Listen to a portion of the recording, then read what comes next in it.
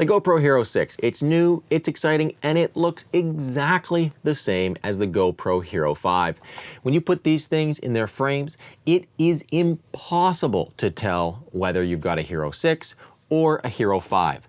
So if you're thinking of upgrading just because you have to have the latest technology and you need everybody you see to know that you've got the latest and greatest GoPro and you've already got a 5, well, the Hero 6 isn't going to be a necessity for you because there's no difference physically between the two cameras. But having said that, there are a lot of differences going in on the inside. So the camera's got a new, specifically designed for GoPro processor. They're making a big deal out of this. They're calling it the GP1. It's their own internal processing chip, which has allowed them to really boost the power, the onboard power of the camera, allowing them to shoot at higher frame rates, and it seems to do a lot more with the onboard in-camera stabilization. So it's a digital stabilization of the image, but it is incredible, and we'll get to that in a little bit. So there's no differences in the characteristics. The camera takes the same batteries as the Hero 5, which if you've got a bunch of batteries invested when you bought a Hero 5, you'll be happy to know, and it is a good trend to see going forward.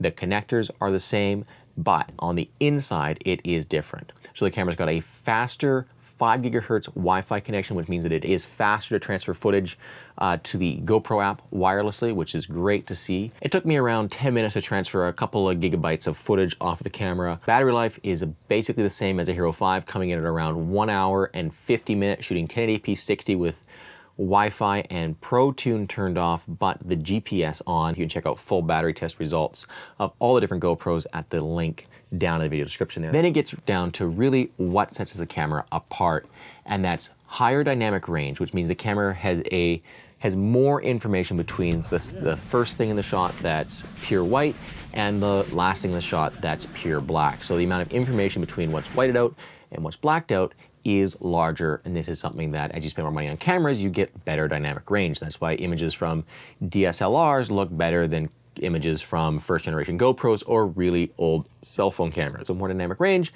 it's a more pleasing image and better images when shooting in backlit conditions and stuff like that. So if you can look at the test footage, you can see that in backlit conditions, it does look pretty good. It isn't just a silhouette. There is detail in the person there that's silhouetted against the sun. The really big thing that they're pushing with the new GoPro Hero 6 is onboard image stabilization. Now this was present in the Hero 5, but it was not done to the same level or to, well, it wasn't executed as well. The onboard image stabilization of the GoPro Hero 6 is incredible. So to test it, I set up a test rig with a GoPro Hero 5 mounted on the WG1 gimbal. Then I had a Hero 5 shooting with onboard image stabilization turned on. Then I had a Hero 4 just to show what an actual steady handheld shot would look like. And finally, I had the Hero 6. Now I'm going to play you two video clips. One of them is gimbal mounted, and the other one is using the Hero 6 straight out of camera with onboard stabilization turned on. And what's incredible here is how close these two are together. Now, when I unboxed this camera, I said that I would be shocked if they got anywhere close to what an actual gimbal stabilizer could do, and they've done it. They've gotten really, really close. The second shot there was the Hero 6, and the first one was the gimbal stabilizer. And it is really, really incredible. The power of this thing to just stabilize shots and get steady handheld footage is amazing. Now, this next shot I'm going to play for you is interesting because this one, just as we turn the corner to the right, there's a light flare on the lens in the top left-hand corner. I'll circle it up there for you. And what's very interesting to watch in this shot is how much movement that lens flare is moving. Now, what that shows is that's all of the correction the camera's doing to keep whatever's in the shot perfectly centered. So you see that jumping around, that's how much movement would be in the shot if the camera wasn't correcting for it. It's absolutely amazing, and they've done a really, really good job of it. You don't get artifacting like you do sometimes if you use a filter in, say, Premiere Pro, like warp stabilizers. So very, very well done. I don't know what they've done. I don't know how they've done it, but it's great. So I was blown away by the stabilization. And after that, I wanted to try out the tap to zoom feature. Now they've featured this in their launch video like, oh look, you can tap on the screen and zoom in and out. But I couldn't figure out how it worked, first off. And then I finally figured out that it's under the field of view option. So instead of, like with the old cameras, with the Hero 5, you'd tap on the screen and then scroll up and down to access or pick which field of view you wanted. Now, with the Hero 6, you pick either linear or wide, and then there's a little scroll bar on the side of the screen which allows you to zoom in and out, or change the field of view. So it hasn't changed anything, it's just changed how we access it. And as far as I can tell, you can't actually access it once you've started recording. Now, haven't found a lot of information on this online. They just said it has this tap to zoom thing, but it's in field of view options before you start recording. The other feature which was pushed a lot during the launch was quick stories. This was the ability to go out and shoot with your GoPro camera, come back, and then just have a video edited on your tablet or on your phone ready to go. And it works pretty well. Basically, you come back, you connect the camera, you open the app, you just drag down from the top, it connects the camera, and then it just downloads the latest footage you've got, which takes a little while. In my case, I think it was around 10 minutes. And then it just kind of stitches together an edit which it thinks is interesting. Now, I haven't tested this extensively. I haven't tried in a whole bunch of different scenarios. This is my first attempt at it, and well, it's repeating some shots and it's got some of the same angles and stuff. That was kind of my fault because I shot a whole bunch of the same angles. So, I mean, it's interesting. It definitely, start to finish, from like plugging or connecting your phone to it and to having a final video clip that's ready to go, it's a short process. It's maybe 15 or 20 minutes, which is a lot less time than you would spend if you put that footage in your computer, opened an editing software, spent some time trying to scroll through what you wanted to keep and what you wanted to save and what you didn't want, and then had to export it and do it. It's harder to share. So it is an awesome way to be able to very quickly go from footage on your GoPro camera to posting something. But this also exists for the Hero 5. This isn't a brand new feature of the Hero 6. Yes, it seems like they're using the onboard accelerometer and the onboard GPS in a slightly different way to kind of influence how they pick different features of the story and how they pick different video clips. But the concept of quick stories, of just connecting your GoPro to your tablet or your phone wirelessly and then having your phone or tablet automatically edit you a video, isn't limited to the Hero 6. If you've got a Hero 5, you should definitely get on it because it is something to try out. And if you shoot short 10 or 30 second clips with your GoPro camera of just those interesting moments you want to save, then it works really, really well. And there's a whole bunch of features once you've got your quick story finished that can allow you to change it and tweak it slightly if you've got a little bit different mood you want, or you want a little bit different music.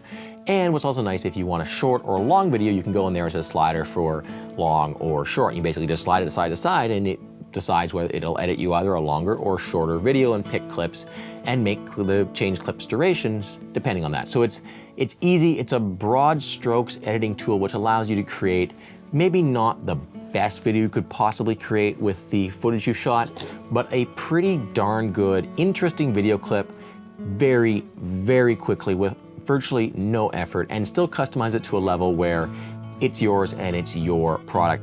The final feature they're pushing was higher frame rate. So the Hero 6 is capable of shooting 4K 60, 2.7K 120, and 1080p 240.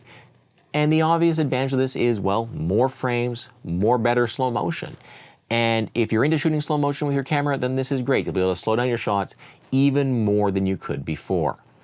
But this brings us into the conclusion where we're going to try and decide whether this camera is something that's worth upgrading to from a Hero 5 or what.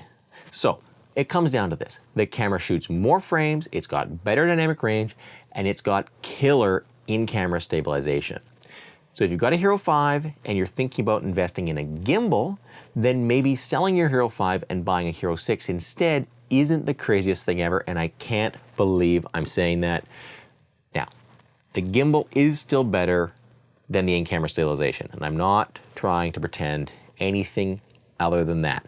But the in-camera stabilization is impressive, and if you don't like the idea of having to carry around a stabilizer with you, then this is pretty cool. And I know that, well, I've got some stabilizers, I don't take them everywhere I take my GoPro camera because they're big and bulky and they're just one more thing to take around with you. They're heavy and they require charging. So I'm pretty stoked on the in-camera stabilization. but that doesn't mean that I'm running out to replace my other two Hero 5s with Hero 6s. Those cameras are great, and I still like them. And for most of what you do, apart from kind of some handheld story capture like this, they're all I could possibly need. If you're thinking about buying either a Hero 5 or a Hero 6, then I think the in-camera stabilization in the Hero 6 make it a at least compelling option and definitely something to check out.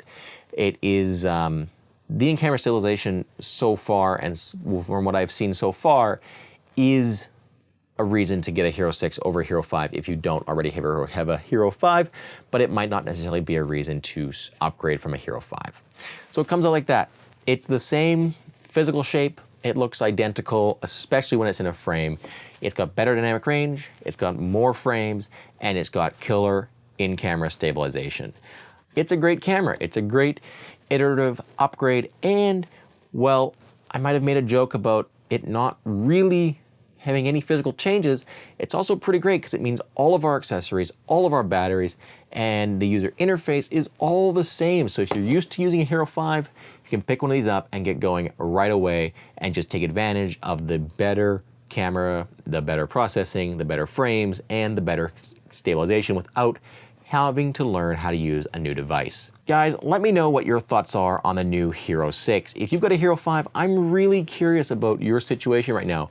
Are you dying to upgrade, or are you happy with your camera and gonna wait for whatever comes next because you're guessing they're probably gonna do what Apple does, where there's kind of like a small iterative upgrade and then a big upgrade every other generation? I don't know, I'm curious what you think. If you've got thoughts on that, leave them down in the comments below. But most of all, guys, until next time, thank you very, very much for watching. If you've got any questions or comments, like I said, leave them down below. But otherwise, get subscribed, hit that like button, and until next time, thank you very, very much for watching.